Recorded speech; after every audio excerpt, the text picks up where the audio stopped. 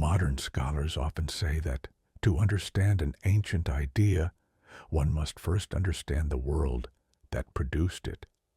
The phrase, sometimes translated as the last generation, has become a topic of renewed global discussion, not because of fear or sensationalism, but because the conditions that once defined it are reappearing in measurable historical ways. This opening chapter sets the foundation with the landscape, the language, and the lived experience of ancient Judea, the world where the idea first took shape, guiding the viewer calmly into a past that unexpectedly resembles the present. Across the rugged limestone hills of Judea, the sun descends over ridges carved by centuries of wind and wandering shepherds.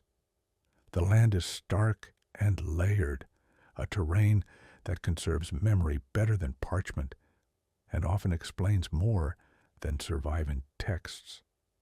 Archaeologists working near the old boundaries of Jerusalem describe the earth here as a stratified memory device. Each layer compresses a season of tension, hope, revolt, or renewal. This landscape shaped the people who produced the writings now under examination, and those writings cannot be understood apart from the pressures that sculpted them. In the first century, Judea stood at a crossroads of empires, each leaving behind administrative tablets, cultural debris, and shifts in theological vocabulary. Rome's presence was not merely military, it was economic, social, and psychological. Taxation systems disrupted traditional village structures, while the introduction of Roman legal norms created hybrid identities that neither side fully recognized. In this tension, religious language sharpened, symbols took on heavier weight, and phrases once used metaphorically acquired the gravity of lived experience. The expression, often rendered as the final generation, emerged within this atmosphere of uncertainty. Modern linguists trace its roots to idioms embedded in Hebrew prophetic literature, where it referred not only to chronological finality, but to a morally decisive era. One scholar from the Hebrew University explains that the term described a threshold society, a moment when accumulated pressure pushed a civilization toward irreversible transformation. The ancients did not always imagine this in cosmic terms. Many viewed it as a societal diagnosis grounded in observable shifts. Archaeological digs near Qumran reveal scroll fragments indicating that the community living there interpreted their own era as such a decisive moment. They saw political polarization, contested authority, and spiritual disorientation as signs that history had entered a final arc, not in the sense of an absolute end, but in the sense of a decisive culmination. Their texts describe increasing distrust of leaders, rapid changes in social norms, and a widening gap between official narratives and lived reality. These themes are not unique to Qumran. Parallels appear in the writings of Josephus, Philo, and various early rabbinic teachings. To understand why these ancient observers describe their era in such urgent terms, modern researchers examine the economic instability of the period. Agricultural disruptions caused by shifting climate patterns pressured rural populations, while urbanization reshaped family structures. Trade imbalances and rising costs of basic goods generated anxiety, similar to what economists today would call systemic vulnerability. These stresses amplified apocalyptic expectation, not because people awaited destruction, but because they sensed trajectory, a movement toward a transformative breakpoint. This is where modern relevance first emerges. Scholars note that the ancients identified last-generation characteristics not through supernatural visions but through patterns, rapid acceleration of knowledge, breakdown of shared moral frameworks, geopolitical volatility, and an expanding technological capacity that outpaced ethical grounding. The ancients described the emergence of a population both more informed and more anxious, more connected and more isolated. Today, sociologists examining digital era trends observe similar psychological profiles, leading some researchers to propose that the ancient descriptor was less an endpoint prediction and more a diagnostic category. Returning to the first century, religious writings reflect a tension between expectation and responsibility. In many texts, divine intervention was imagined not as an escape from crisis, but as its revelation, a stripping away of illusions. Scholars analyze these narratives to understand how ancient people interpreted social unraveling through the lens of covenant identity. Their focus was not doom, but definition, a generation confronted with the consequences of accumulated choices. This framing resonates strongly with modern ecological and technological concerns, where global systems reveal their fragility through interconnected failures rather than isolated events. The Dead Sea Scrolls add another dimension. Several manuscripts classify the last generation as a time when the boundary between sacred and secular knowledge becomes contested. The texts describe an age of accelerated interpretation, where the volume of information multiplies faster than the capacity to discern meaning. Researchers at the École Biblique in Jerusalem compare this ancient anxiety to 21st century debates about artificial intelligence, digital misinformation, and the erosion of traditional sources of authority. The parallel does not imply that the ancients predicted modern technology, but rather that they recognized the psychological impact of information overload, a phenomenon universal across eras experiencing rapid change. Geopolitical movement also shaped their understanding. The Roman Empire, though geographically vast, created unprecedented levels of interconnectedness. Goods, languages, diseases, and cultural ideas traveled with new speed. What felt like globalization in antiquity produced both opportunity and identity crisis. Today's historians observe that the discomfort produced by such interconnectedness often triggers apocalyptic language, not because people expect literal endings, but because they sense the collapse of familiar frameworks. The first century, therefore, becomes an invaluable window for analyzing the concept of a last generation as a sociological response rather than a purely religious expectation. This brings us to the conversations occurring among scholars today. Many argue that the ancient phrase does not refer to a singular eschatological finale, but to a repeating cycle of civilizational tension. An era when foundational assumptions break down and communities confront trajectories they can no longer sustain. The pattern is not a prophecy, but a rhythm, observable in Assyria, Babylon, Rome, and perhaps in modern global culture. Anthropologists and historians point to indicators: the widening disparity between wealth and poverty, political polarization, mass migrations, and shifting climate patterns. These factors shaped ancient interpretations and now shape contemporary discourse. Still, caution is essential.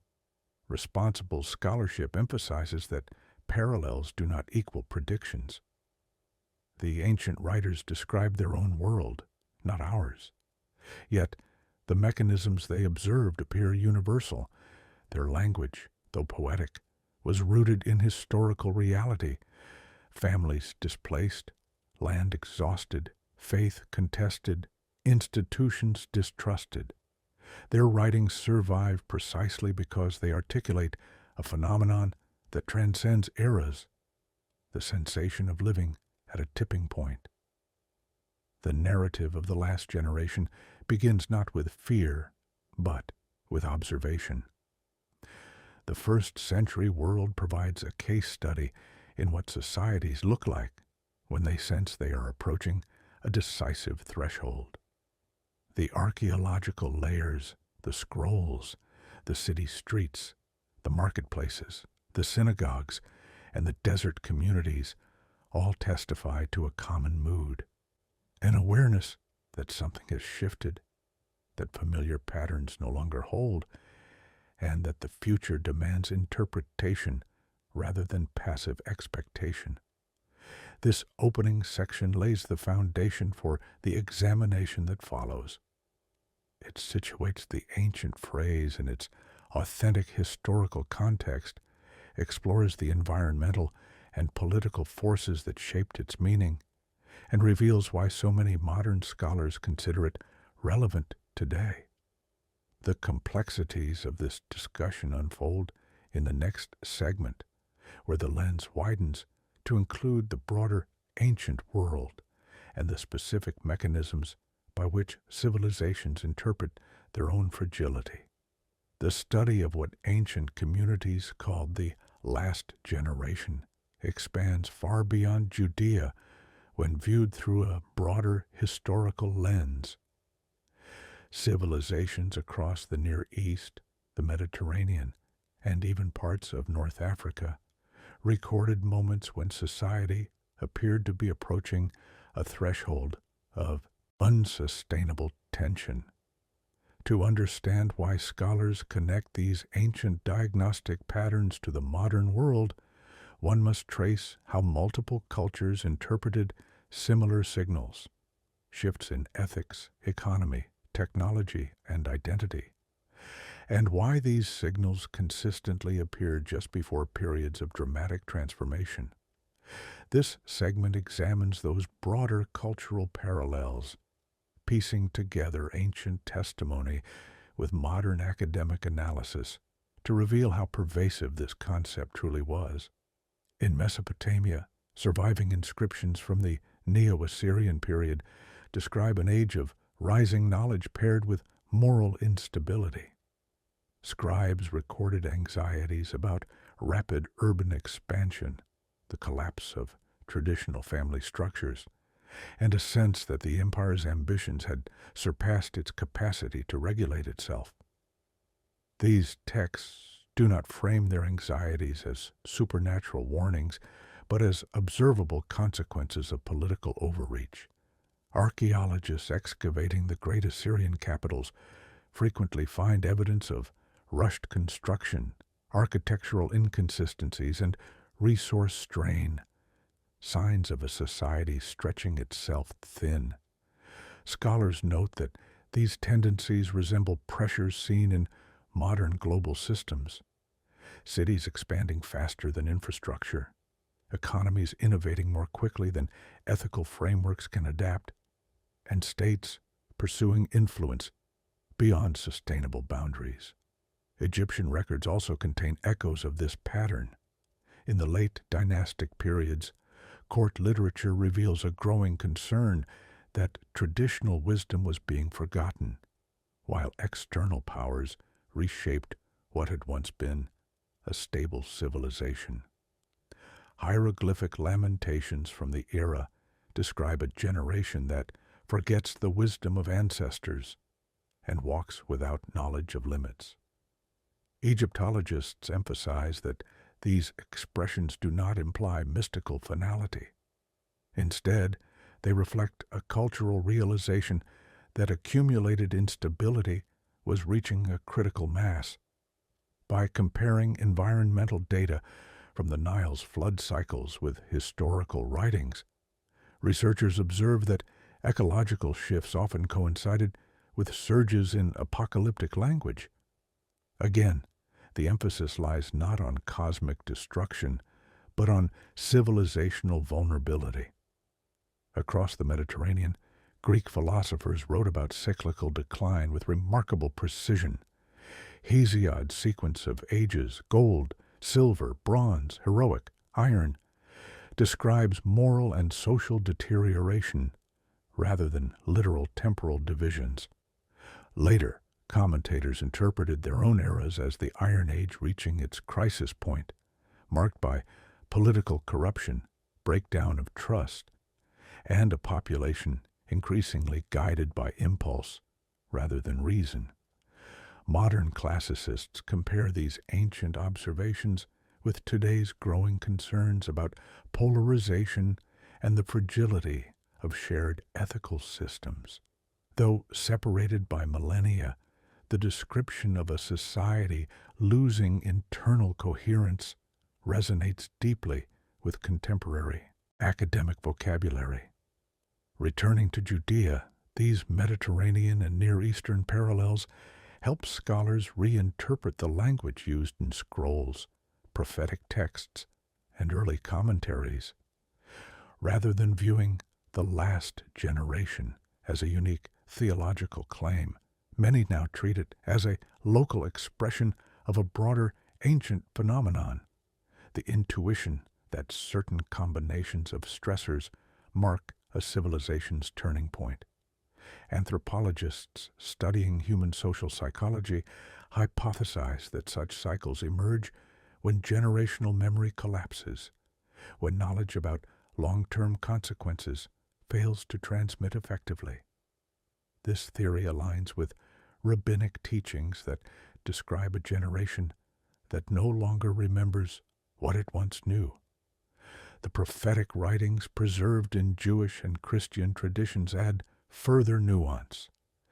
These texts frequently describe the last generation not in terms of destruction, but in terms of revelation, a moment when hidden realities become visible. The ancients believed that societal fragility exposes truths previously obscured by routine. When institutions fail, when leadership fragments, when expectations collapse, people gain clarity about what their society truly values. Researchers analyzing apocalyptic literature argue that these texts reflect less an expectation of the world ending and more an experience of the world changing in ways that expose underlying assumptions. Archaeological evidence from across the Levant supports this interpretation. In villages threatened by economic upheaval or conflict, families often reorganized religious practices, reinterpreted traditions, and intensified their attachment to identity markers. Excavations show sudden increases in household shrines, ritual objects, and inscriptions emphasizing divine justice. These shifts indicate populations attempting to stabilize themselves psychologically in times of heightened uncertainty. Today's sociologists observe similar responses during global disruptions. An increased interest in spirituality, identity, and moral frameworks as traditional structures weaken. Linguistic analysis further clarifies the ancient mindset. Many expressions translated as end or final in modern languages originally carried shades of meaning closer to culmination or disclosure. Ancient Hebrew, Aramaic, and Greek terms often imply the unveiling of hidden dynamics rather than the termination of existence. This linguistic nuance changes how scholars read apocalyptic passages, revealing that the ancients may have intended these descriptions as interpretations of crisis rather than predictions of annihilation. This insight helps correct common misconceptions and aligns ancient writings more closely with historical realities. One of the most significant parallels between antiquity and today lies in technological transformation. In the first century, innovations in construction, transport, agricultural tools, and communication reshaped daily life. The spread of Roman road networks, facilitated unprecedented movement, not only of goods, but also of ideas, diseases, and political ideologies. Ancient writers spoke of knowledge increasing at a pace that overwhelmed their ability to interpret the world coherently. Modern researchers compare this sensation to the digital acceleration of the present era, where information multiplies faster than societies can form stable consensus. The similarity is not rhetorical. Psychological studies show that human cognitive thresholds respond to rapid change in predictable ways, regardless of era. Another recurring marker of the last generation was the erosion of trust in leadership. Ancient records from Judea, Mesopotamia, and Egypt all describe moments when citizens no longer believed their leaders were capable of managing the scale of emerging problems. Political authority was questioned, sometimes subtly, sometimes openly. Widespread skepticism created fertile ground for apocalyptic language, as people expressed their anxieties through metaphors of cosmic imbalance. Modern political scientists find this pattern particularly relevant today, as trust in global institutions declines and public confidence in governance faces significant challenges. Environmental stresses also feature prominently in ancient testimony.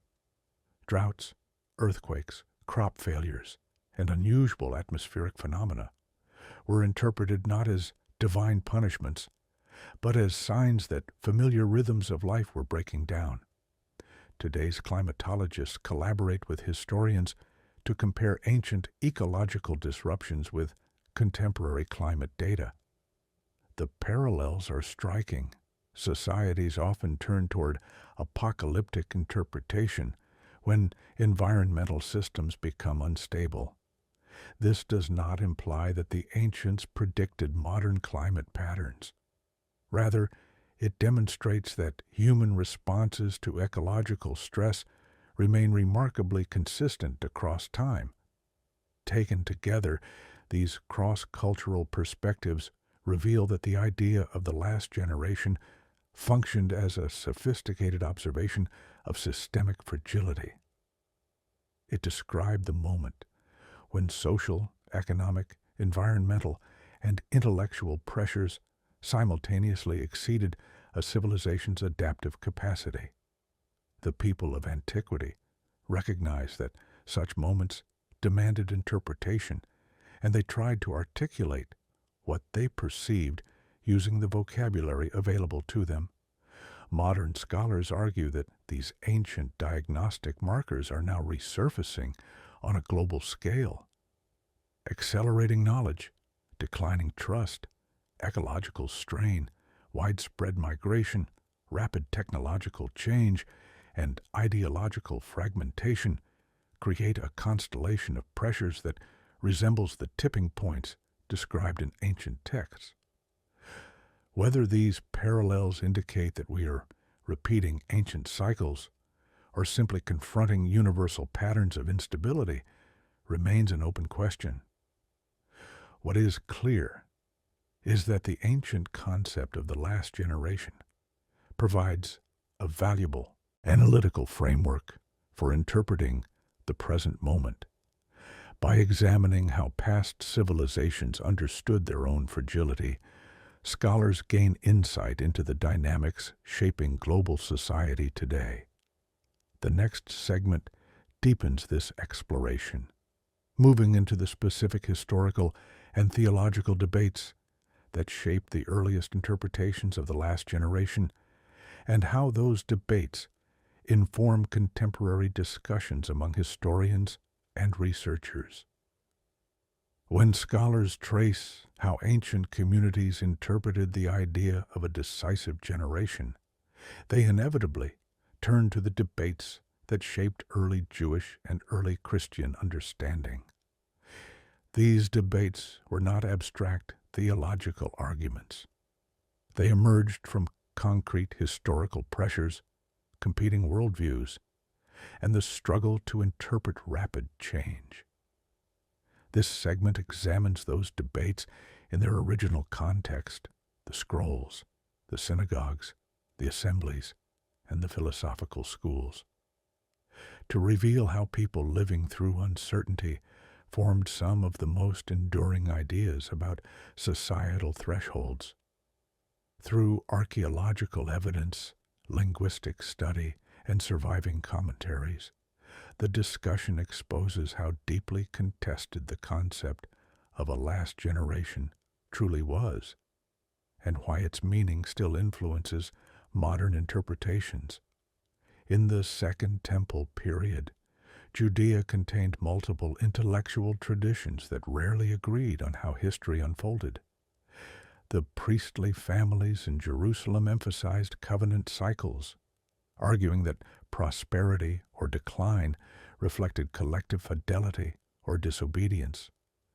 Their worldview saw history not as a straight line, but as a repeating pattern of correction and restoration. Meanwhile, the Qumran community described history as a linear descent toward a climactic revelation. Their scrolls frame human behavior as part of a cosmic conflict between forces of light and darkness. These contrasting views already demonstrate the complexity behind ancient ideas of finality. What seemed like a single concept was, in reality, the product of clashing interpretive systems. The Pharisaic movement added yet another layer. Focused on interpretation of law and oral tradition, they taught that generations rise and fall based on the internal moral fabric of society.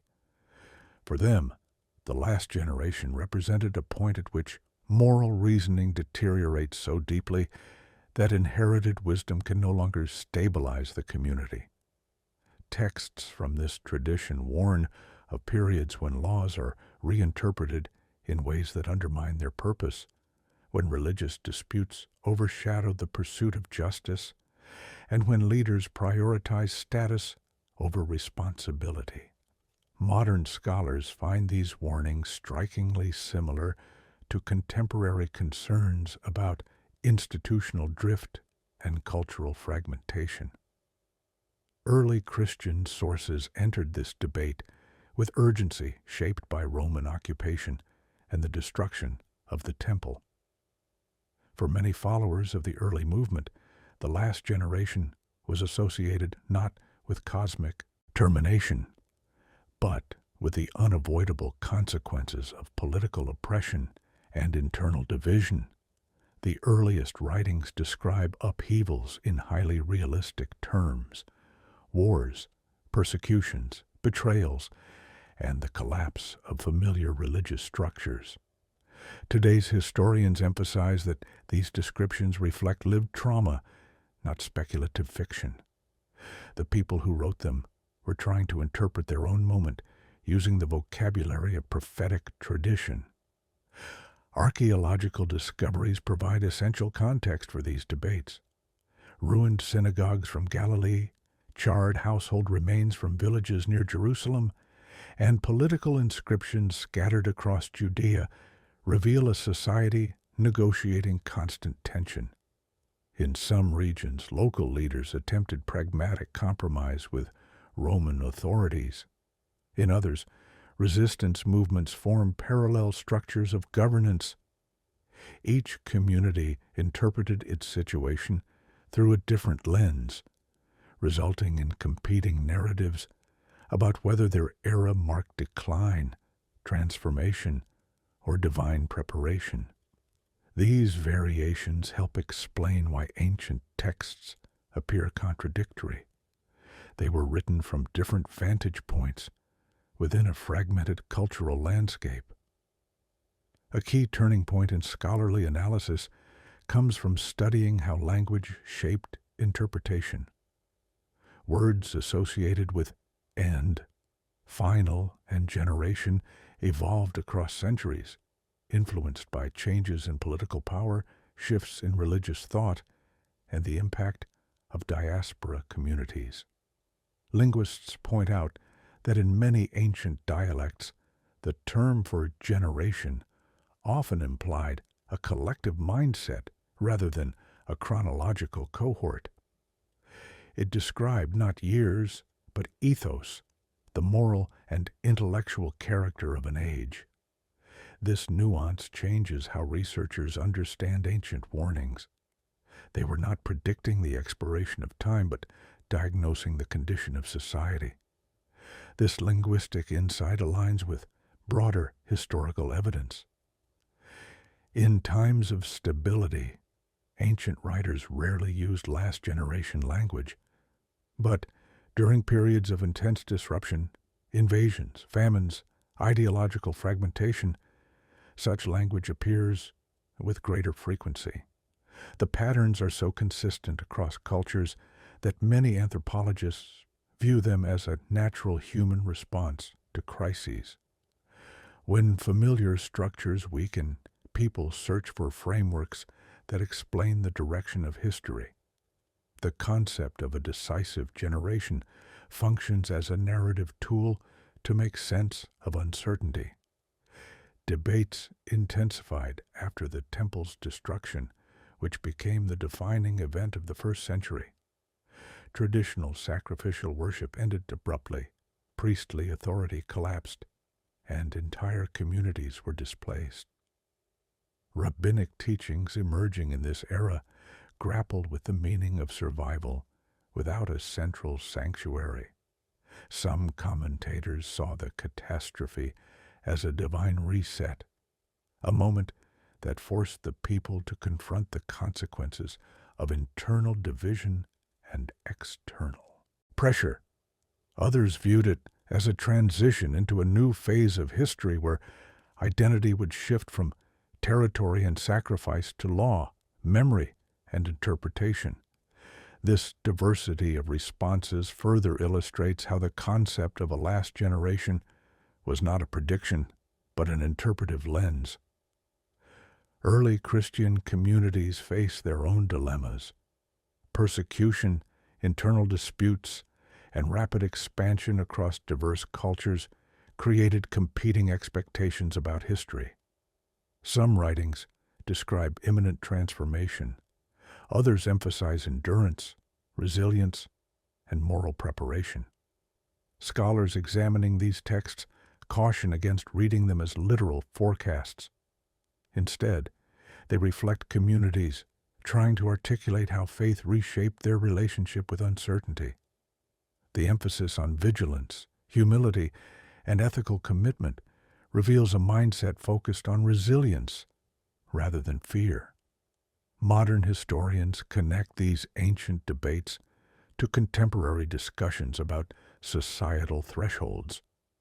Today's global landscape contains similar tensions: ideological polarization, environmental instability, technological acceleration, and widespread mistrust in leadership.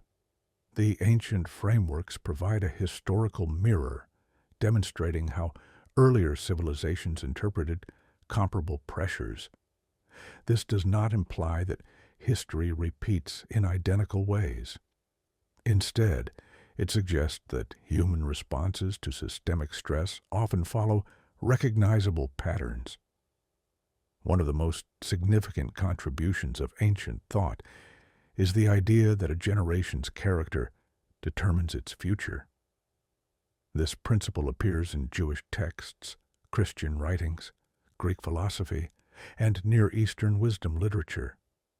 The emphasis consistently falls on ethical clarity, responsible leadership, and the preservation of memory. When these values weaken, civilizations enter periods of vulnerability. For modern scholars, this insight offers a compelling explanation for why ancient ideas about the last generation feel so relevant today. They describe an age defined not by cosmic catastrophe, but by the challenge of navigating rapid change without losing moral direction. This segment concludes by highlighting a critical takeaway. The ancient concept of a decisive generation was shaped by competing interpretations, each rooted in specific historical experiences. It evolved through debates that crossed religious, linguistic, and cultural boundaries. Understanding these dynamics is essential for interpreting why many scholars now believe the 21st century exhibits similar markers. The next part of the narrative explores how these ancient frameworks spread across the wider Mediterranean world, and how early commentators used them to analyze the trajectory of empires. As the idea of a decisive generation moved beyond Judea, it entered an expansive, intellectual world, shaped by empires, migrations, and the exchange of ideas across vast distances. The Mediterranean basin functioned as an information network long before the modern term existed. Ideas traveled with merchants, diplomats, soldiers, and exiles. Philosophies blended. Local traditions absorbed foreign concepts. In this world of shifting identities and expanding horizons, the ancient framework for interpreting societal thresholds took on new dimensions. To understand why modern scholars view this period as essential for interpreting today's global anxieties, one must examine how the concept of a generation at the brink influenced and was reshaped by multiple cultures struggling with instability. In the Hellenistic world, especially after the conquests of Alexander, people encountered unfamiliar political systems, new languages, and rapidly evolving economic structures. Philosophical schools grappled with what it meant to live in an age where traditional boundaries were dissolving. The Stoics emphasized moral endurance amid uncertainty, teaching that the character of an age depended on the ethical discipline of its citizens. The Epicureans argued that societal fear often stemmed from misunderstanding natural processes, urging rational inquiry over superstition. These intellectual movements illustrate how the idea of an era under strain was already part of academic discourse centuries before the first-century crises in Judea. Meanwhile, in Anatolia and the Levant, inscriptions reveal communities wrestling with political realignments as empires expanded or contracted. Newly uncovered steles from coastal cities show appeals to deities for stability during periods of rising trade and increasing inequality. Archaeologists note that these inscriptions become more urgent when regional powers transition, particularly when local governance loses influence to centralized imperial control. This pattern mirrors modern experiences in which small communities feel overshadowed by global systems that dictate economic conditions beyond their control. The ancient responses reflect a desire to ground identity in rituals and narratives when political authority becomes distant or inconsistent. Roman historians added their own layer to the discussion. Writers such as Tacitus and Suetonius described moments when the empire seemed to falter under moral decay, political corruption, or the ambitions of unstable leaders. Their critiques frame history as a cycle in which societies rise through discipline and decline through excess. Modern political theorists often cite these ancient analyses when examining today's public discourse about weakened institutions and eroding civic trust. The relevance lies not in deterministic repetition, but in the recognition that large systems are vulnerable to the cumulative impact of moral and administrative failure, a phenomenon as true today as it was 2,000 years ago. The spread of Jewish communities across the Mediterranean through trade, migration, and exile created another avenue through which the concept of a decisive generation circulated. Synagogues found in Egypt Asia Minor, and Greece contain inscriptions emphasizing remembrance, ethical responsibility, and vigilance during periods of uncertainty. These communities interpreted their own struggles, navigating foreign administration, maintaining identity, and responding to cultural pressures through frameworks shaped by prophetic literature. Their writings suggest that the idea of a generation facing extraordinary trials served as a tool for cultural resilience, reminding communities that history was not directionless but meaningful. Early Christian communities emerging in the same environment engaged deeply with these traditions. Their gatherings in cities like Corinth, Ephesus, and Antioch reflected diverse populations experiencing rapid economic and cultural shifts. Letters written to these communities discuss moral confusion, political pressure, and the fragility of unity. Modern scholars highlight these writings as key evidence that the earliest followers were not warning about cosmic destruction, but confronting real-world instability.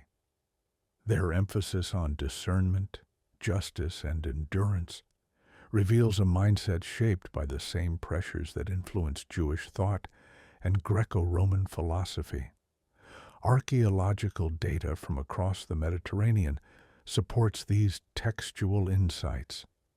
Excavations in regions affected by economic or political transitions show abrupt shifts in daily life. Abandoned workshops, disrupted trade routes, or sudden changes in material culture. In some cities, the construction of temples or civic buildings expanded rapidly during prosperous decades, only to stall or collapse during periods of instability. Researchers observe that these shifts often coincide with inscriptions expressing fear of decline or appeals for divine clarity. The physical evidence aligns with the written testimonies. Ancient societies recognized when they were entering moments of vulnerability. Linguistic interactions across cultures further enriched the discourse.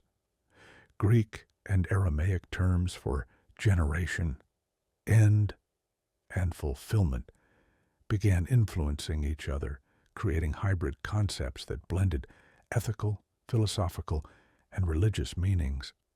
This linguistic fusion shaped the way people interpreted thresholds in history.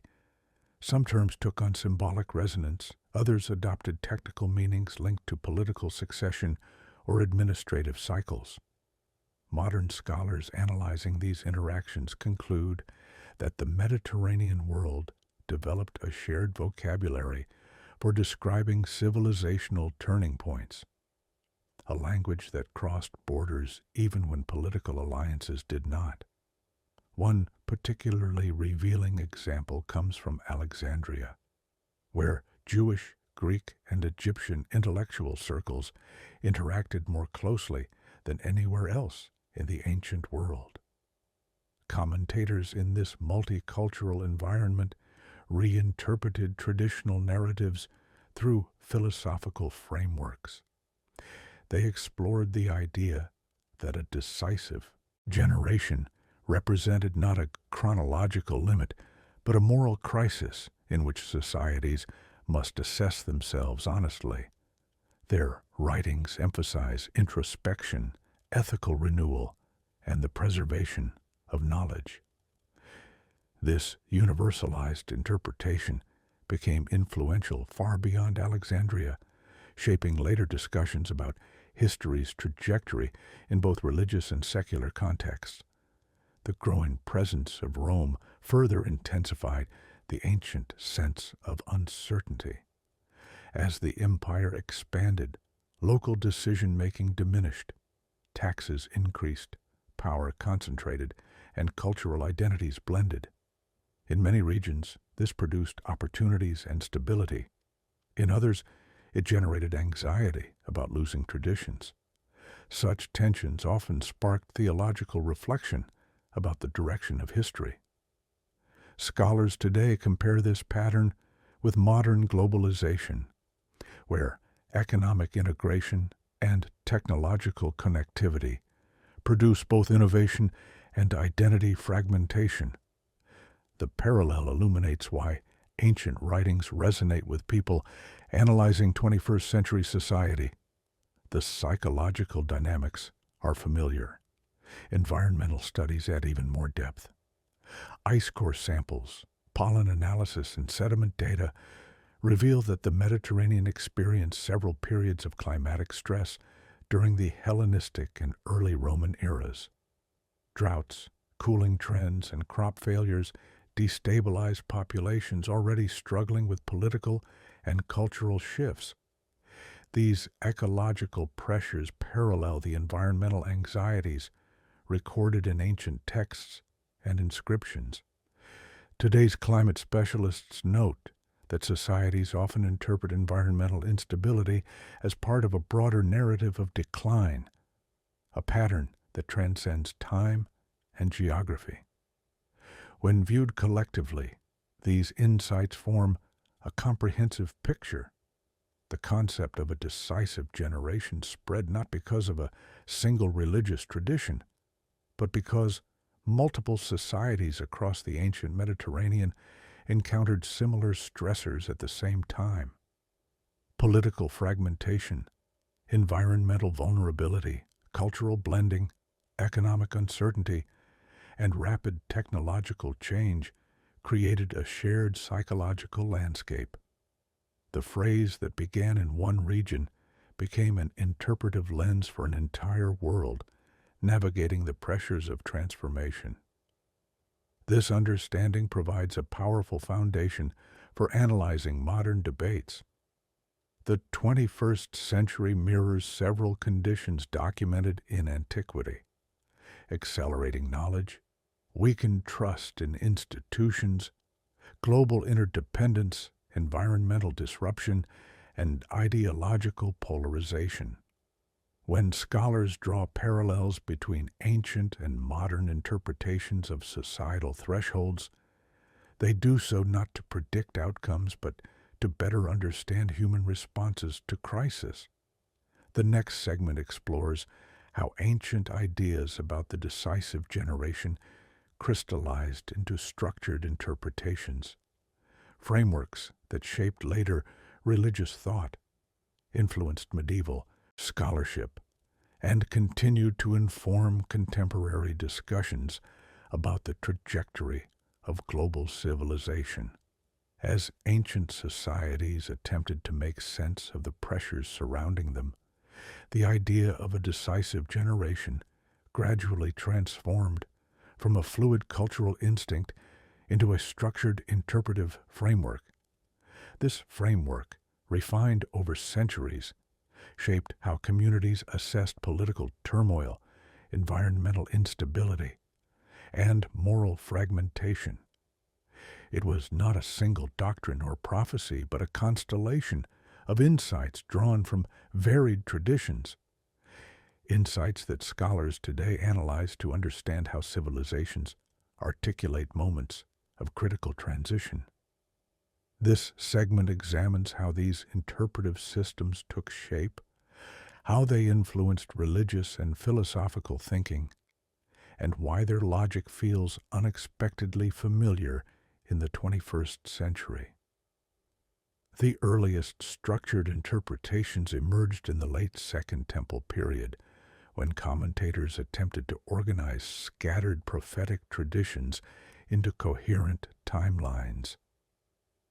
This effort was driven not by speculative curiosity, but by the need to impose meaning on a world that felt increasingly unpredictable. As Rome tightened its grip on the region, some writers tried to categorize events, wars, unrest, ideological disputes, as elements of a broader pattern. Their goal was to provide clarity, not fear. Modern historians point out that such attempts at systematization usually appear when societies feel overwhelmed by change. The more chaotic the environment, the stronger the desire for interpretive order. Texts recovered from Qumran reveal the most meticulous of these attempts. The community's writings map historical eras onto symbolic frameworks, dividing humanity into groups defined not by ethnicity or geography, but by allegiance to competing moral forces. Scholars note that these frameworks reflect not literal dualism, but a psychological need to categorize uncertainty. The writers perceived their society as morally polarized, and they sought a conceptual structure to express this perception. The relevance for modern analysis lies in how communities under stress seek binary clarity, simplifying complex situations into competing narratives of loyalty and betrayal, a tendency still evident in contemporary political and cultural discussions. Meanwhile, the developing rabbinic traditions refined a different interpretive lens. Rather than mapping history onto cosmic cycles, they focused on the internal character of communities. Their teachings emphasize that social decline emerges when justice is neglected, when education decays, and when leaders lose commitment to ethical responsibility. This framework interprets moments of crisis not as predetermined endpoints, but as consequences of human choices. Many modern sociologists view this approach as particularly valuable, as it highlights how cultural memory and moral cohesion influence a society's resilience. The ancient rabbis framed the decisive generation not as doomed, but as accountable, a distinction with significant implications for interpreting modern instability. Early Christian writers, synthesizing Jewish prophetic heritage with Greco-Roman philosophical influences, developed yet another structure. Their framework centered on the belief that crises reveal the true condition of society. For them, upheaval served as a diagnostic tool, exposing whether communities lived by ideals of justice, compassion, and humility, or had succumbed to corruption and division. Researchers analyzing these writings emphasize that the focus lies not in predicting catastrophe, but in evaluating moral health. The idea that societal instability exposes underlying ethical failures resonates strongly with contemporary critiques of political polarization, economic inequality, and cultural fragmentation. Greek philosophical schools contributed additional interpretive layers. Stoic thinkers argued that history moves through stages defined by reason or the lack thereof. When societies lose their commitment to rational discourse, they inevitably approach periods of crisis. This framework, preserved in commentaries and fragments, describes a generation ruled by impulse, spectacle, and emotional volatility, characteristics that scholars today identify in modern digital culture. The parallels do not suggest prophecy, rather, they reflect enduring patterns in human behavior. Environmental pressures played a substantial role in shaping these frameworks. Paleoclimatic studies indicate that the Mediterranean experienced several phases of cooling and drought between the 1st century before the Common Era and the 2nd century of the Common Era. These ecological stresses disrupted agriculture, trade, and population distribution. Ancient writers observed these disruptions and integrated them into their interpretations. For some, environmental instability signaled divine displeasure. For others, it represented the failure of leaders to manage resources responsibly. Modern climate historians emphasize that the ancient responses mirror contemporary reactions to ecological crises, fear, political tension, and a renewed search for meaning. One of the most significant developments occurred when scholars across the ancient world began merging historical observation with moral philosophy. They argued that a decisive generation is defined not just by circumstances, but by its response to those circumstances. When fear leads to division, when ambition overrides restraint, when memory fails to preserve lessons from previous eras, societies become vulnerable. This principle appears in texts from Judea, Greece, Egypt, and Rome, forming what some historians call a cross-cultural moral geography. It describes how civilizations approach thresholds through choices rather than fate. This structured approach influenced medieval thinkers as well.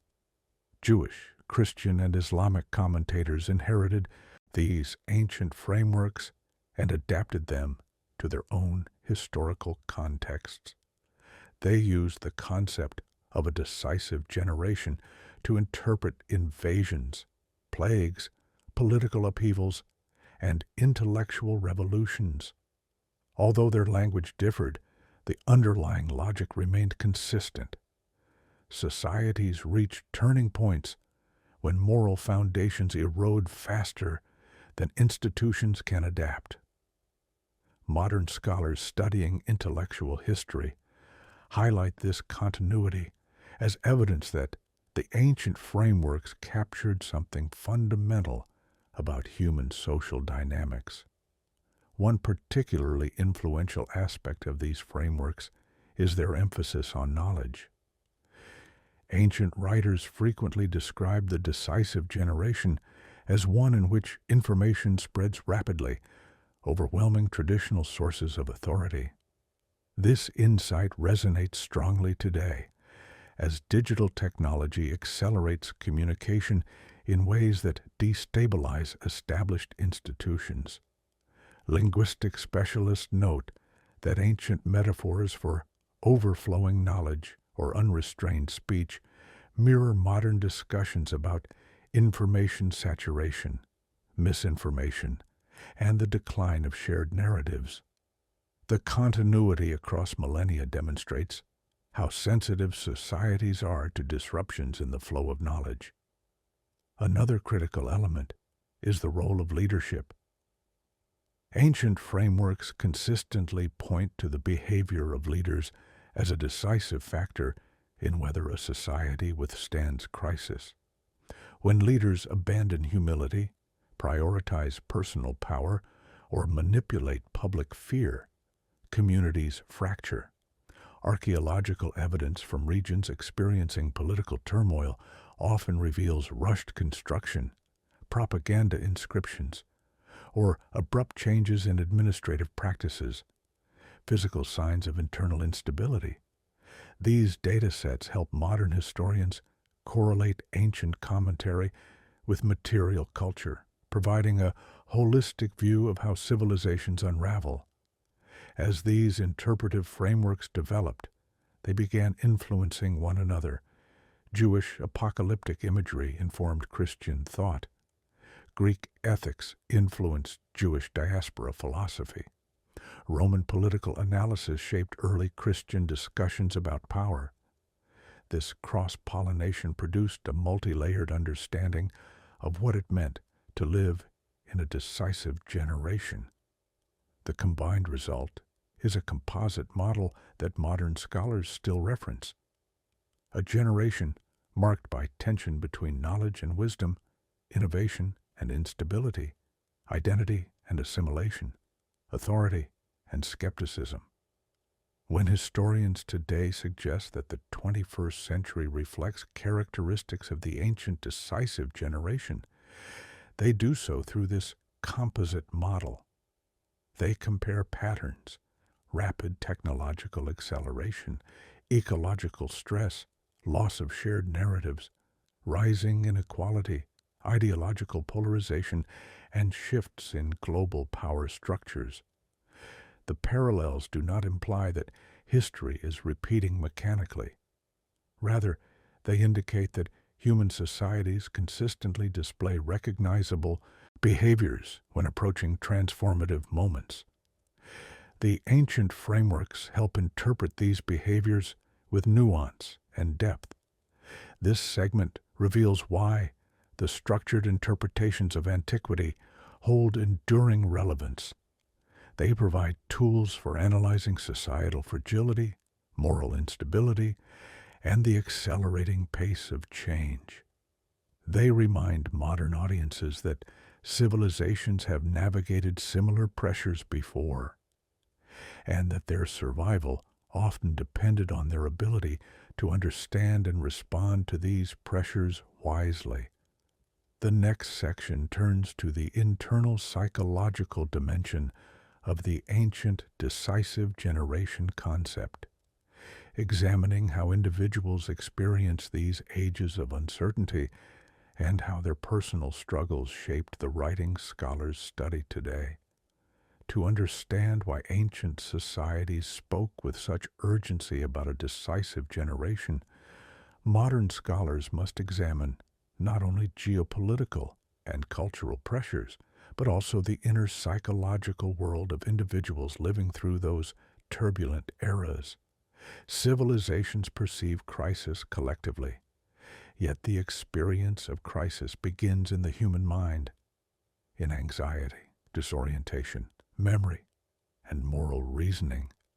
This segment explores how people in antiquity personally confronted uncertainty, how their private experiences shaped public discourse, and why these individual reactions help explain the persistence of last-generation language across cultures. Through surviving letters, inscriptions, household artifacts, and narrative accounts, researchers reconstruct the emotional atmosphere in which these ideas took root. Daily life in the ancient Mediterranean was precarious. Ordinary families faced unpredictable harvests, fluctuating taxes, sudden illness, and the constant possibility of conflict. This basic insecurity shaped psychological patterns long before political or cultural collapse became visible. Archaeologists studying household remains in Judean and Galilean villages find evidence of continuous adaptation, reused building materials, improvised storage structures, and patchwork repairs to homes. These details reveal a population accustomed to surviving instability. When political tension or economic stress intensified, people interpreted these pressures through frameworks already shaped by uncertainty. The idea of a decisive generation resonated because it expressed emotions many had lived with for years. Written testimonies further illuminate the psychological landscape. Personal letters from the Judean desert, preserved through dry climate rather than design, describe families worried about disruptions to trade routes, shortages of grain, and conflicts between local officials and Roman administrators. These concerns appear modest compared to the grand narratives of prophetic literature, yet they form the lived context of those narratives. Modern historians analyzing these letters emphasize how ordinary fears reflected and reinforced the larger sense that society was entering an unstable era. When people experience chronic uncertainty, they often interpret events through frameworks that provide coherence, even if those frameworks include dramatic or symbolic language. Ancient literature also reveals heightened sensitivity to moral ambiguity during periods of crisis. Writers from Judea, Greece, and Rome frequently describe a sense that ethical norms were no longer reliable. Some lamented the triumph of opportunism over justice. Others observed that political leaders abandoned traditional responsibilities in favor of personal ambition. This erosion of moral clarity created psychological tension as individuals struggled to determine how to live ethically in environments that rewarded instability. Modern psychologists studying historical texts argue that such situations trigger what is now called moral fatigue, a condition in which people become overwhelmed by uncertainty about what is right or effective. This fatigue is frequently reflected in apocalyptic or prophetic language. which externalizes internal conflict onto larger narratives about history's trajectory. The loss of shared memory also intensified the ancient sense of crisis. As generations shifted and traditions changed, communities debated which stories, rituals, and laws should guide them. Competing interpretations created cultural fragmentation, leaving individuals unsure which version of identity to trust. In Judea, disputes between Sadducees, Pharisees, Essenes, and other groups reflected not only theological disagreement, but psychological strain. Each group offered its own explanation for the instability of the age, and individuals were often caught between competing claims. Historians analyzing these divisions note that fragmented memory is a hallmark of societies approaching thresholds, when narratives once taken for granted must be renegotiated. Personal spiritual experience also shaped how people interpreted their era. Many ancient texts describe moments of insight, dread, or revelation that individuals experienced during times of upheaval. These experiences were often expressed in symbolic or poetic terms, contributing to the development of prophetic language. Modern scholars caution that such descriptions should not be read as literal predictions, but as attempts to express the psychological impact of crisis. When individuals feel powerless in the face of external change, they often use symbolic frameworks to articulate their internal turmoil. These symbolic expressions then influence public discourse, reinforcing broader narratives about societal fragility. Household archaeology provides an especially vivid window into the emotional world of ordinary people. Excavations in Judea and Samaria reveal unexpected patterns during periods of stress. Marked increases in the number of protective amulets, inscriptions invoking divine guardianship, and objects associated with ancestral memory. These findings suggest that individuals turn toward rituals and symbols for emotional stability. Modern historians connect these patterns with contemporary sociological research, which shows that communities facing uncertainty often intensify spiritual practices or invest more heavily in symbolic expressions of identity. Such behavior does not indicate superstition or irrationality. Rather, it reflects a psychological need to create meaning in turbulent times. Children's toys found in several first-century excavations offer another dimension. Some toys exhibit unusual signs of reuse or repair, indicating that families preserved them longer during difficult periods. Scholars interpret this as an attempt to maintain continuity for children when external conditions were volatile. The preservation of small objects suggests a desire to hold on to stability, even when adults sensed that they were living through decisive historical shifts. These intimate details reveal the emotional burden that ordinary families carried, helping modern audiences understand why last-generation language felt so compelling. Another crucial insight emerges from ancient inscriptions left by soldiers, administrators, and travelers. These inscriptions often express ambivalence, pride in duty combined with fear of instability, commitment to empire alongside doubt about its longevity, or gratitude for prosperity overshadowed by anxiety about its fragility. Such texts reflect the psychological duality described by modern researchers. Individuals living at the edge of major historical transformations frequently oscillate between hope and dread. This emotional tension can fuel narratives about decisive eras as people seek frameworks that make sense of contradictory experiences.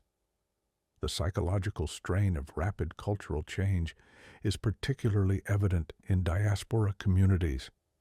Jewish families living in Alexandria Rome, or Antioch often navigated conflicting expectations, maintaining ancestral traditions while participating in diverse cosmopolitan societies.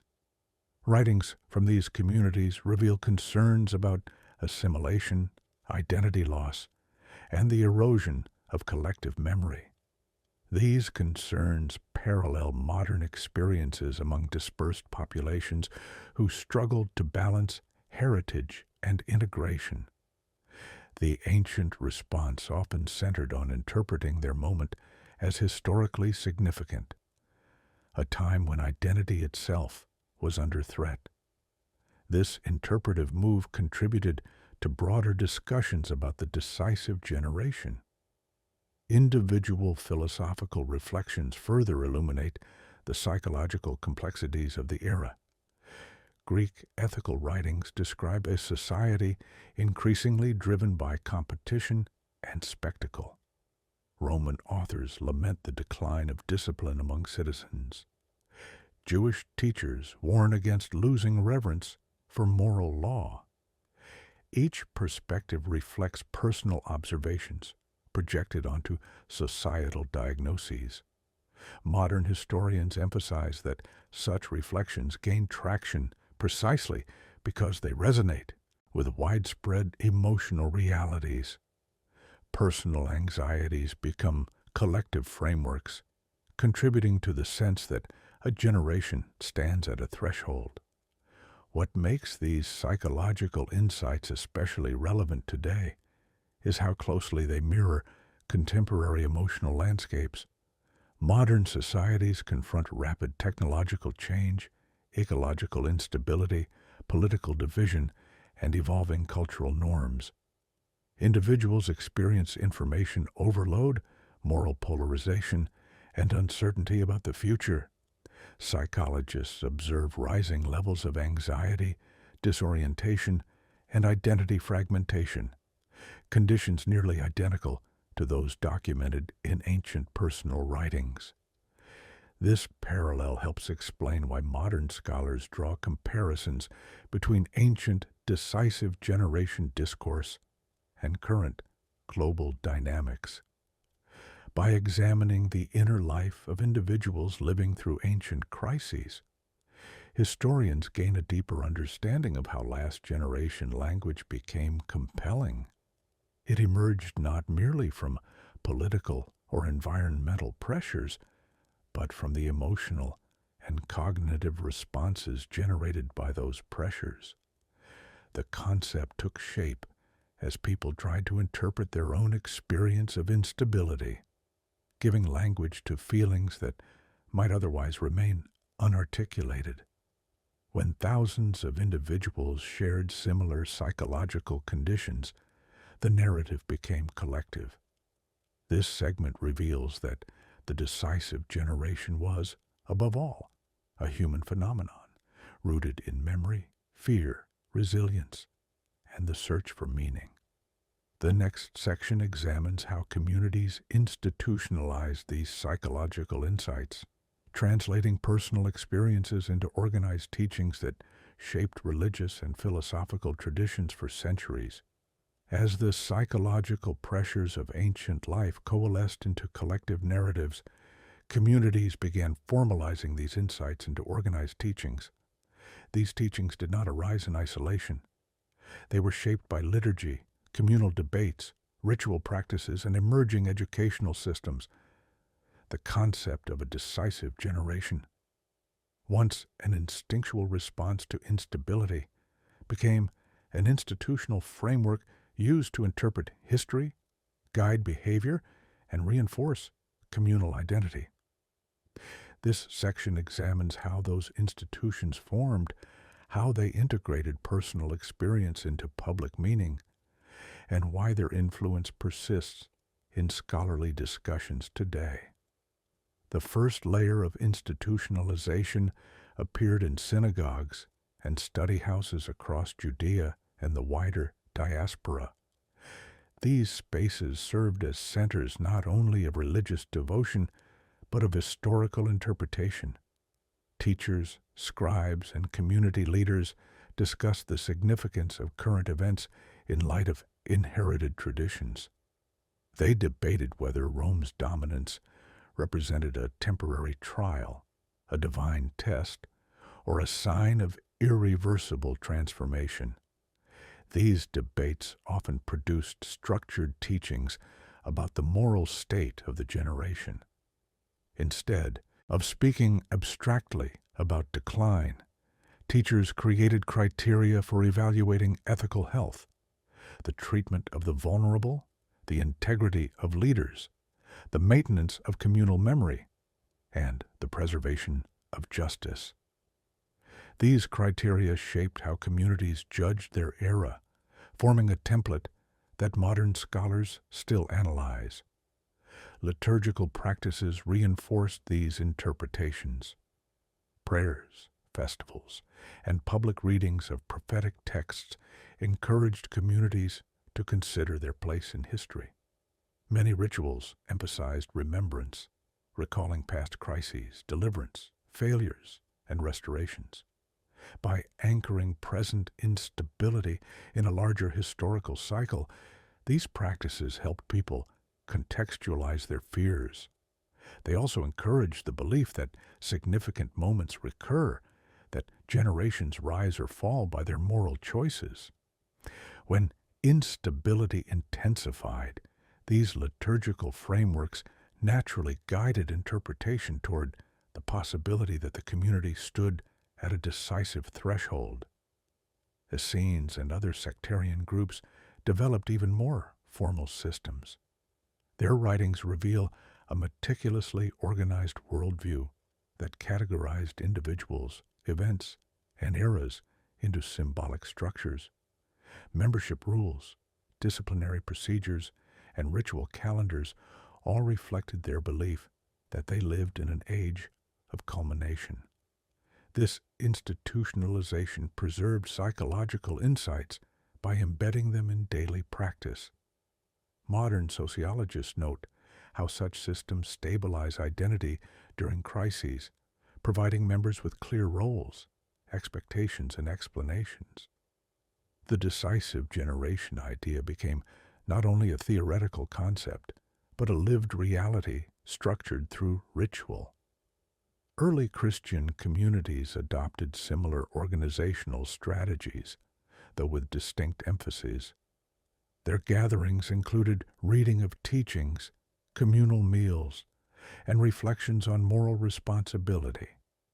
They interpreted persecution, migration, and social upheaval through frameworks that emphasized endurance and transformation. These communities institutionalized their understanding of the era by creating leadership roles, teaching structures, and shared practices that shaped group identity. Many early writings interpret external pressure not merely as adversity, but as a lens that reveals the ethical and spiritual health of the community. This interpretive system influenced later Christian theology, shaping discussions about judgment, renewal, and the role of suffering in history. Roman philosophical schools also contributed to institutionalizing ideas about decisive eras.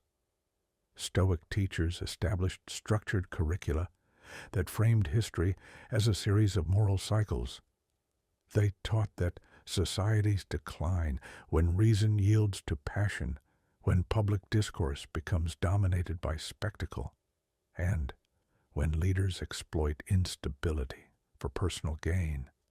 These teachings were transmitted through academies, written treatises, and public lectures, influencing both elites and officials.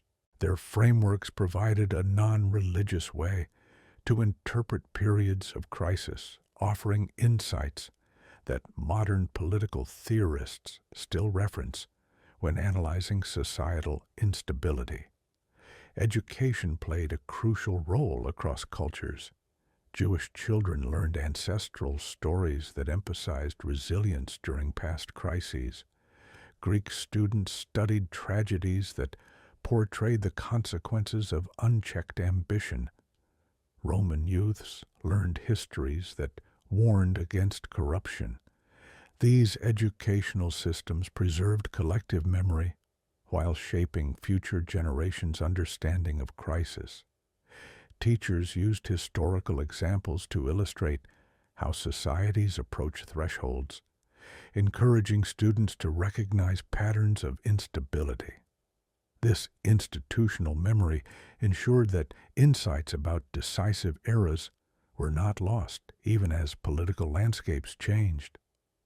Legal traditions further reinforced these frameworks.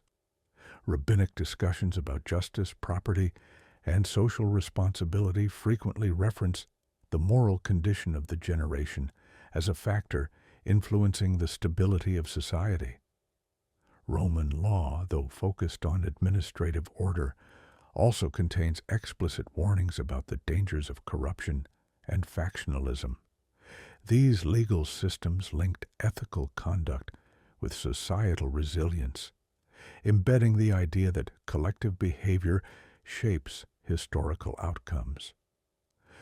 Modern legal historians note that this connection between law and moral interpretation has influenced subsequent civilizations, including contemporary democratic societies. Communal storytelling played a vital role as well. Around fires, in marketplaces, and at festive gatherings, people recounted stories of past hardships and deliverance. These narratives reinforced the belief that history moves through phases of trial and renewal. Storytelling preserved emotional truths that formal systems could not capture, providing a sense of continuity across generations. When listeners recognized similarities between past and present struggles, they naturally interpreted their era as potentially decisive. Anthropologists studying oral traditions observe that such storytelling shapes identity and guides communal responses to crisis. Institutionalization also extended to art and architecture. Decorative motifs found in synagogues, tombs, and public buildings often reflect themes of vigilance, remembrance, and moral accountability. These visual cues reminded people that their behavior influenced the fate of the community. Inscriptions in ancient synagogues and early Christian meeting places frequently emphasize the importance of unity, justice, and ethical leadership. These messages demonstrate how the concept of a decisive generation permeated not only intellectual and religious spaces, but physical environments. One of the most enduring aspects of this institutionalization was the integration of these ideas into legal and ethical debates. As communities confronted political corruption, economic disparity, or ideological conflict, leaders invoked the moral condition of the generation to advocate for reform. They argued that neglecting justice or memory weakened the community's resilience. This integration ensured that the idea of a decisive generation remained central to public discourse, shaping how societies interpreted themselves during periods of stress. These institutional frameworks proved remarkably durable. They survived the destruction of the temple, the fall of the Roman Empire, and the fragmentation of Mediterranean cultures. They evolved into medieval teachings about societal decline, philosophical treatises on historical cycles, and religious commentaries on collective responsibility. Their endurance suggests that the ancient insights captured deep truths about how human societies confront uncertainty. For modern scholars, the most striking parallel is how quickly contemporary institutions adopt similar interpretive strategies during crises. Governments, academic bodies, religious groups, and media networks frequently frame instability in terms reminiscent of ancient decisive generation discourse. Concerns about moral erosion, loss of shared memory, institutional corruption, and accelerating change. This does not imply that modern societies consciously imitate antiquity. Rather, it indicates that similar pressures generate similar interpretive responses. This section reveals how ancient ideas about decisive generations became embedded in communal structures. The next part turns to the material evidence, archaeological layers, infrastructural changes, and environmental data that reveal how these teachings corresponded to real-world transformations experienced by ancient populations.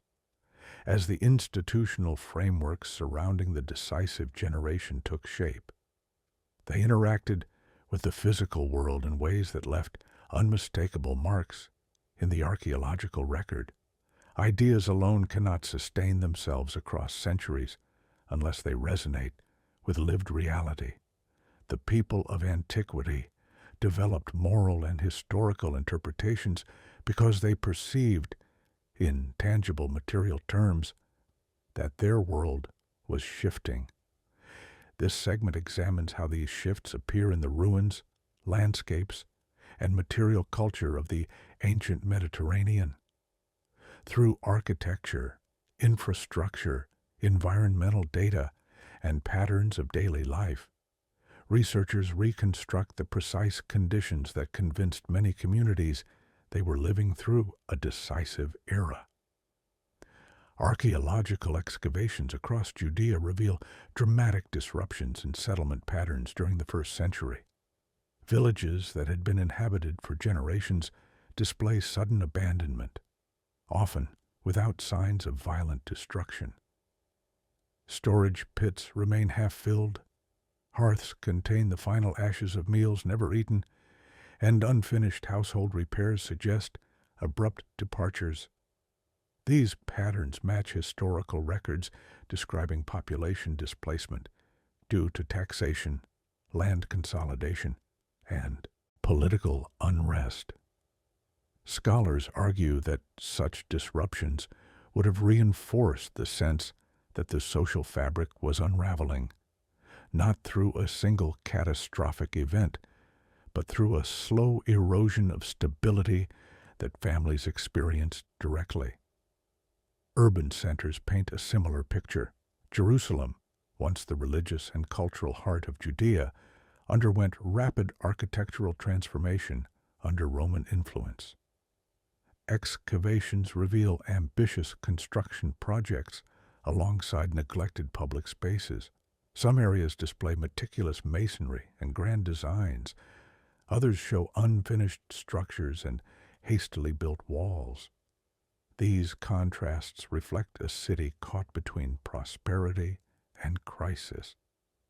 The grandeur projected by Roman architecture could not conceal the underlying tensions that residents felt: economic strain, political disputes, and conflicts between traditional practices and imperial expectations. This duality mirrored the psychological tension documented in earlier sections: hope interwoven with dread, ambition overshadowed by fragility. Material culture also reveals shifts in economic behavior.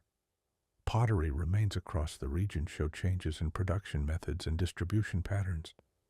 Local artisans who once served regional markets increasingly faced competition from mass-produced Roman wares, transported along expanding trade routes. In some areas, traditional craftsmanship declined, replaced by imports that signaled cultural blending, but also economic dependency. This transition disrupted local livelihoods and reshaped community identity, reinforcing the perception that the era was one of irreversible transformation.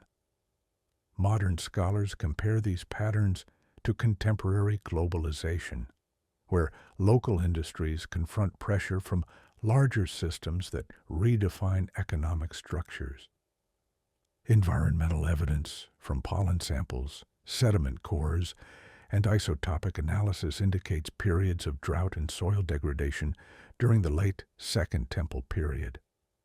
These ecological stresses would have compounded economic and psychological pressures, particularly in rural communities reliant on agriculture. Ancient records describing fears of famine or divine displeasure likely reflected real environmental challenges. Today's climate historians emphasize that such disruptions rarely occur in isolation. They interact with political instability, creating a feedback loop that intensifies societal vulnerability. In antiquity, this feedback loop helped shape the interpretation that the generation was approaching a decisive threshold. Infrastructure provides another revealing source of data. Roman roads, aqueducts, and administrative buildings expanded rapidly across Judea and its neighboring regions. While these projects improved mobility and economic integration, they also altered local autonomy. The very roads that facilitated trade also enabled rapid troop movements. Aqueducts that supplied water to urban centers sometimes diverted resources from rural areas. Administrative complexes physically symbolized imperial authority in regions that had long maintained distinct cultural identities. These infrastructural changes conveyed the message that power dynamics were shifting, a reality that communities interpreted through frameworks of trial, transformation, or impending culmination. Ritual spaces offer some of the clearest material evidence of shifting worldviews. Excavations of synagogues from the early Roman period reveal evolving architectural styles that reflect changing communal priorities. Decorative inscriptions emphasize memory, justice, and divine oversight, themes consistent with teachings about moral responsibility during times of crisis. In some sites, expansion of assembly halls suggests increasing communal engagement, while in others, deterioration indicates waning stability. These architectural trends correspond with textual evidence describing heightened religious reflection as people sought meaning amid uncertainty. The ruins of Qumran provide a particularly vivid example.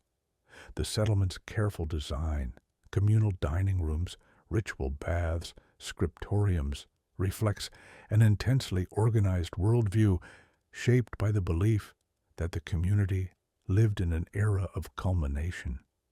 Archaeological evidence of rapid abandonment following the Roman advance highlights how fragile such communities were in the face of imperial power. The contrast between Qumran's disciplined internal structure and its abrupt end underscores how ancient interpretations of decisive eras were grounded in both ideology and lived vulnerability. Across the Mediterranean, similar patterns appear. In Asia Minor, cities like Ephesus and Sardis show signs of simultaneous prosperity and strain. Monumental buildings continued to rise even as neighborhoods suffered from resource scarcity or declining maintenance. Earthquake damage, documented in both archaeological layers and ancient texts, often served as catalysts for interpretive reflection. Natural disasters were not merely physical events. They were experienced as symbolic indicators of imbalance or moral deterioration. While modern scholars interpret these responses through sociological frameworks, the archaeological evidence confirms that such disasters intensified the sense that history was entering a critical phase. In North Africa, particularly in regions influenced by Roman administration, excavations show fluctuations in grain storage capacity and shifts in agricultural practices. These shifts align with historical accounts of economic pressure and political realignment. Communities struggled to adapt to new trade systems that prioritized imperial needs over local stability. Such real-world transformations reinforced interpretive frameworks that describe generations rising and falling according to moral and political choices. The interplay between material reality and narrative interpretation is most evident in inscriptions left by urban officials, military commanders, and local leaders. Many inscriptions from the 1st and 2nd centuries express anxiety about fulfilling civic duties amid instability. Others emphasize the importance of maintaining public order, unity, and moral discipline. These inscriptions demonstrate that even those in positions of authority sensed that their era was precarious. Their concerns reflected not abstract theology, but lived experience, shortages of resources, threats of revolt, and the pressure to maintain loyalty to empire while safeguarding local identity. Artifacts associated with daily life, coins, tools, clothing, household goods, reveal subtle but meaningful transitions. Coinage, for example, often displays abrupt changes in iconography during times of political stress, shifting between assertions of imperial stability and expressions of divine legitimacy. Such imagery suggests attempts to reassure populations facing uncertainty. Modern numismatists interpret these transitions as strategic messaging designed to stabilize public morale. Yet, the very need for such messaging indicates that instability was widely felt. Taken together, the archaeological, environmental, and material evidence demonstrates that ancient ideas about decisive generations emerged from concrete conditions. People did not imagine themselves at a threshold simply because of prophetic tradition or philosophical speculation. They interpreted their world through the lens of real disruptions, shifting economies, environmental challenges, political upheaval, and cultural fragmentation. These disruptions shaped how communities understood themselves within history. For modern scholars, the most significant insight is that ancient interpretive frameworks correspond closely to measurable changes in the physical environment. This correspondence strengthens the argument that such frameworks were not mystical exaggerations but rational responses to observable transformations. It also helps explain why these frameworks resonate today, as contemporary societies confront similar patterns of disruption across ecological, economic, and political domains. This section reveals the profound connection between material reality and historical interpretation.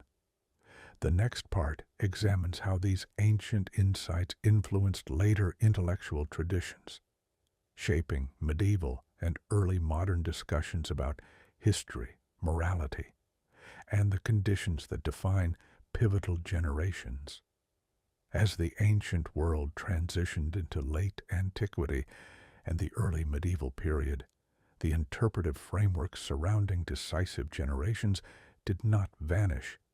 Instead, they evolved, absorbed into new intellectual environments shaped by shifting empires, emerging religions, and transformed social structures. The collapse of the Western Roman Empire, the rise of Byzantine influence, the expansion of early Islamic civilization, and the preservation of scholarship in monastic centers created a new landscape in which earlier ideas could be reinterpreted, debated, and restructured. This section examines how those ancient insights about societal thresholds migrated through centuries of commentary, shaping medieval and early modern thought, and why their intellectual legacy continues to inform contemporary conversations about civilizational change. The first major transformation occurred in the monasteries and academies of the late Roman world. As political authority fragmented, monastic communities became custodians of historical memory. They preserved texts from Judea, Greece, and Rome, copying them across generations. These manuscripts reveal how early medieval scholars grappled with instability, using frameworks inherited from antiquity. Monastic chronicles often describe their era not merely as a political decline, but as a moral trial, echoing earlier interpretations of decisive generations. Their writings emphasize the importance of preserving knowledge during uncertain times, reflecting the ancient belief that loss of memory weakens societal resilience. This intellectual continuity demonstrates how ancient insights survived even as the structures of empire dissolved. Byzantine commentators added further layers of sophistication. Operating from a capital that saw itself as the heir of Rome and the guardian of Christian tradition, Byzantine scholars used historical analysis, scriptural commentary, and philosophical treatises to examine the moral and political state of their world. They often interpreted military threats, internal corruption, and theological disputes as indicators of generational responsibility. These discussions reveal a worldview deeply shaped by ancient patterns. The belief that societies reach thresholds when moral decay intersects with political instability. Byzantine intellectuals framed these thresholds not as endpoints, but as opportunities for renewal or collapse, depending on how leaders and citizens responded.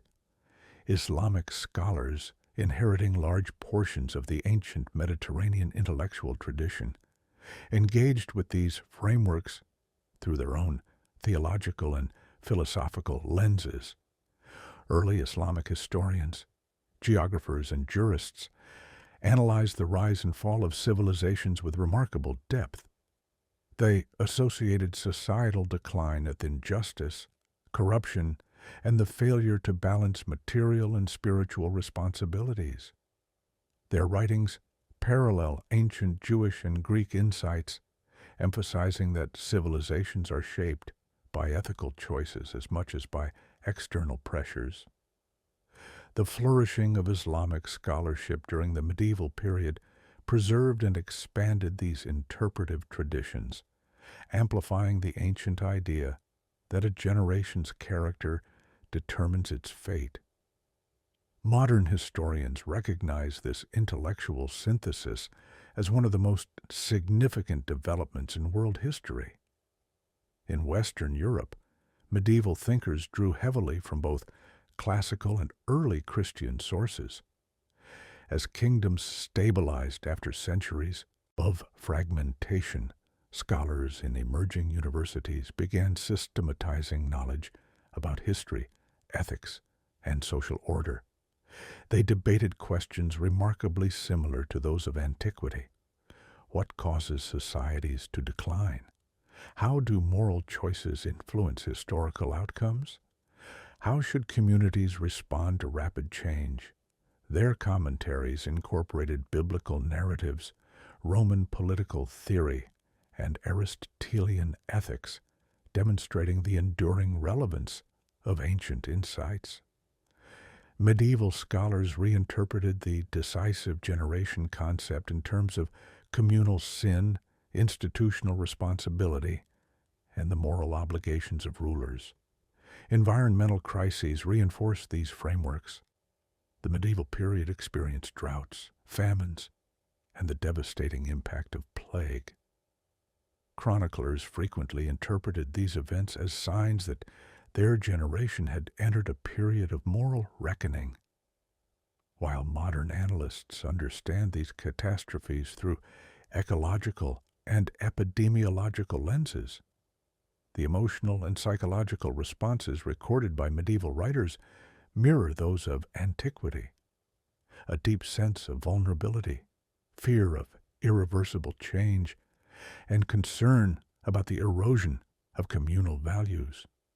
These responses strengthened the intellectual link between environmental instability and moral interpretation.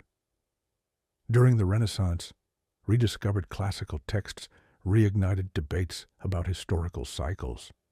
Thinkers such as Machiavelli and later political theorists argued that republics and empires rise and fall according to predictable patterns. Their analyses emphasized corruption, complacency, and the failure of leadership, themes directly aligned with ancient commentary. The Renaissance fascination with antiquity produced a renewed awareness of civilizational thresholds, encouraging scholars to compare their era's uncertainties with those of the ancient Mediterranean. This revival contributed to the early modern idea that history is shaped by human agency rather than fixed destiny. The Enlightenment reshaped these frameworks yet again. Philosophers emphasized rational explanation over theological interpretation, but the underlying concerns remained. They debated the stability of political institutions, the role of reason in public life, and the dangers of ideological extremism. While Enlightenment thinkers often rejected apocalyptic language, they retained the ancient insight that societies collapse when their moral and intellectual foundations weaken. Their warnings about the fragility of civic virtue directly echo Stoic, Rabbinic, and early Christian concerns. Modern political scientists recognize this continuity as evidence that ancient frameworks captured universal dynamics of social stability. Industrialization introduced new complexities. Rapid technological change, urbanization, and economic inequality created anxieties similar to those documented in antiquity.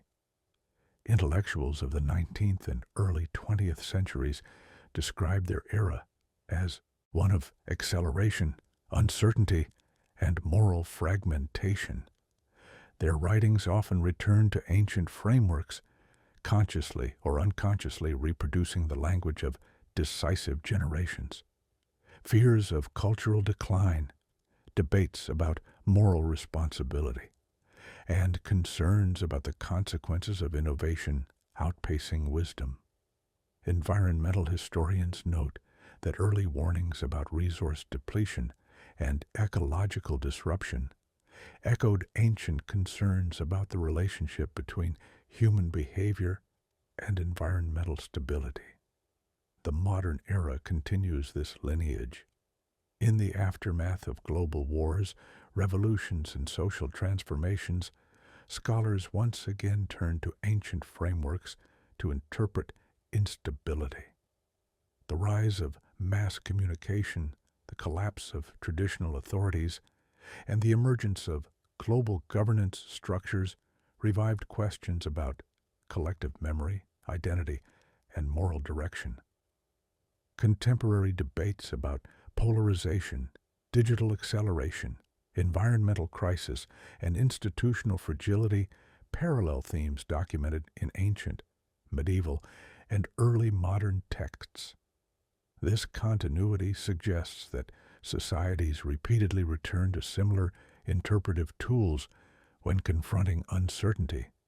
What distinguishes the 21st century is not the uniqueness of its challenges, but the speed at which they unfold.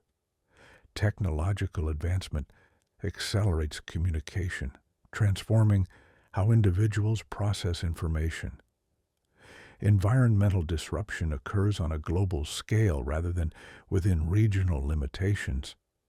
Political polarization intensifies through digital networks, amplifying tensions that ancient societies experienced more slowly.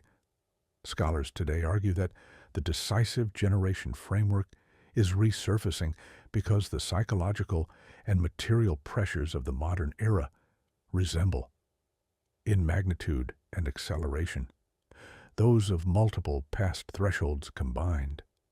Yet, modern analyses differ from ancient interpretations in one crucial respect. They are informed by a global perspective. Ancient communities interpreted their crises primarily through regional experiences. Today, scholars examine patterns across continents using data from climate science, political theory, sociology, and psychology. This holistic approach strengthens comparisons with antiquity, revealing that many ancient insights were not culturally confined, but reflected universal human responses to instability.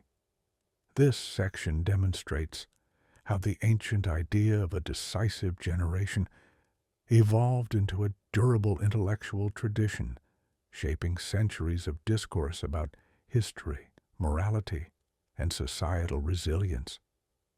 Its persistence suggests that these frameworks capture something fundamental about how civilizations interpret periods of transformation. The next and final part draws all threads together, offering a comprehensive synthesis of why scholars today believe the ancient concept of the decisive generation may hold relevance for the modern world, and what lessons these historical insights offer for understanding our current moment. When modern scholars claim that ancient writings about a decisive or last generation may point to the 21st century, they do not rely on sensationalism or superficial parallels. Their conclusion emerges from a vast body of evidence accumulated across archaeology, linguistics, climatology, sociology, and intellectual history. This final section integrates the insights developed throughout the narrative, showing how ancient diagnostic patterns align with contemporary global conditions, and why this alignment commands serious academic attention. The synthesis does not predict a singular end.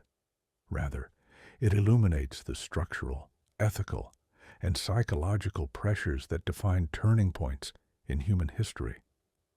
The ancient world taught that decisive generations arise when multiple stressors converge. Those stressors include accelerating knowledge, collapsing trust in authority, widening inequality, environmental instability, ideological conflict, and the erosion of collective memory. Each of these factors appears repeatedly in ancient texts, not as isolated issues, but as interconnected symptoms of deeper fragility. Archaeological evidence confirms that such pressures manifested materially: abandoned settlements, disrupted economies, infrastructural strain, and rapid cultural transformation. Modern researchers use these historical patterns to evaluate the present, noting that many of the same stressors now define global society, but at far greater scale and speed. Technological acceleration stands out as one of the most striking parallels. Ancient commentators described an age when knowledge expanded faster than communities could interpret it, creating confusion about truth and authority. Today's digital world magnifies this dynamic exponentially. Information spreads globally within seconds, overwhelming traditional mechanisms of discernment. Scholars studying the psychology of information exposure argue that societies under such conditions become vulnerable to polarization, misinformation, and institutional erosion. Precisely the vulnerabilities described in ancient decisive generation frameworks. Environmental disruption provides another strong point of comparison. Ancient societies interpreted droughts, crop failures, and natural disasters as signs that their era was morally or politically imbalanced. While modern science understands these events through ecological models rather than divine causation, the societal impact remains the same: resource strain, economic instability, migration, and the perception of vulnerability. Today's environmental challenges, climate change, extreme weather, declining biodiversity, occur on a broader scale than anything ancient societies faced, magnifying the pressures that shaped ancient interpretations of crisis. Political fragmentation also mirrors ancient patterns. The ancient Mediterranean world saw declining trust in leadership, contested authority, and rising factionalism. These conditions often preceded major political or cultural transitions. Modern political scientists now observe similar dynamics: weakened public confidence, ideological extremism, and governance systems struggling to adapt to rapid change. These parallels do not imply that outcomes will be identical, but they show that the structural conditions defining decisive eras are present once again. Economic instability reinforces this picture. Ancient societies confronted widening inequality as regional elites consolidated power, while rural populations suffered under taxation and market disruptions. Archaeological evidence of abandoned workshops, shifting trade patterns, and declining craftsmanship corresponds with the textual descriptions of social strain. Modern economists note equivalent stressors today: inflation, uneven globalization, labor displacement due to automation, and widening wealth gaps. These economic pressures intensify the psychological and moral anxieties that ancient texts recognize as characteristic of decisive generations. Cultural fragmentation, perhaps the most profound parallel, plays a decisive role. Ancient communities struggled over competing traditions, identities, and values. These struggles fractured collective memory, leaving individuals unsure which narratives defined their society. Today's global culture faces its own fragmentation: generational divides, ideological silos, competing information ecosystems, and debates over the meaning of shared history. Sociologists warn that when collective memory deteriorates, societies lose the tools needed to navigate crisis. This insight directly echoes ancient teachings that emphasized remembrance as the anchor of resilience. The psychological dimension ties all these parallels together. Ancient individuals described anxiety, disorientation, moral fatigue, and fear of irreversible change. These emotional states shaped how they interpreted their era. Today, psychologists identify rising rates of anxiety, depression, and identity instability, often linked to rapid technological, cultural, and environmental change. When individuals experience persistent uncertainty, they interpret their lives through frameworks that emphasize thresholds, turning points, and existential questions. Ancient decisive generation discourse emerges naturally from these psychological conditions, making its reappearance in the modern world unsurprising. Institutional responses show yet another point of continuity. Just as ancient synagogues, philosophical schools, and ritual communities created interpretive structures to make sense of instability, modern institutions, academic organizations, media systems, religious movements, advocacy groups frame current crises using similar language. They speak of tipping points, inflection moments, and critical decades. The vocabulary is new, but the underlying logic mirrors ancient patterns. Societies under pressure seek frameworks that clarify the magnitude and direction of historical change. What distinguishes the 21st century is the unprecedented integration of global systems. Ancient crises unfolded regionally. Modern crises unfold simultaneously across continents, amplified by digital communication and global infrastructure. This integration strengthens the argument that the ancient diagnostic model, which identified decisive generations through convergence of pressure, may apply with unusual precision today. Scholars emphasize that the present era is neither uniquely doomed nor uniquely secure. Rather, It reflects a structural configuration historically associated with turning points. The decisive insight is this: ancient writers did not invent the idea of a final generation to predict a cosmic end. They developed it to interpret moments when societies approached the limits of adaptation. Their writings describe not a finale, but a threshold, a point at which accumulated pressures forced transformation. Sometimes civilizations renewed themselves, sometimes they fractured, sometimes they dissolved and reformed in entirely new configurations. The ancient framework offers a lens for understanding modern instability, not as a singular catastrophe, but as a critical opportunity for reflection, resilience, and recalibration. The academic relevance lies in what these patterns reveal about human behavior.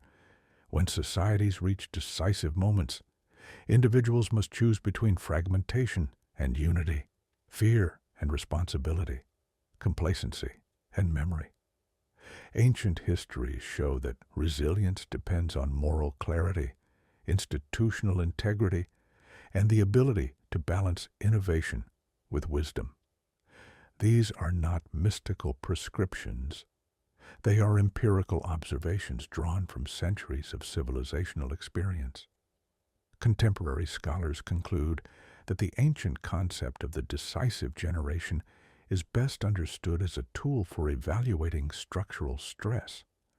Its relevance today arises not from prediction, but from alignment. The pressures documented in ancient texts, environmental, political, economic, moral, and psychological, now appear on a global scale. This does not confirm an ending, but it demands serious analysis. The framework encourages modern societies to consider how their choices shape the trajectory of history and whether they possess the wisdom to navigate rapid change without repeating the failures of the past. This conclusion brings the narrative full circle. The ancient world offers not a prophecy, but a mirror, reflecting both the fragility and resilience of human civilization. If the 21st century resembles the decisive generations of antiquity, the lesson is not fear, but responsibility.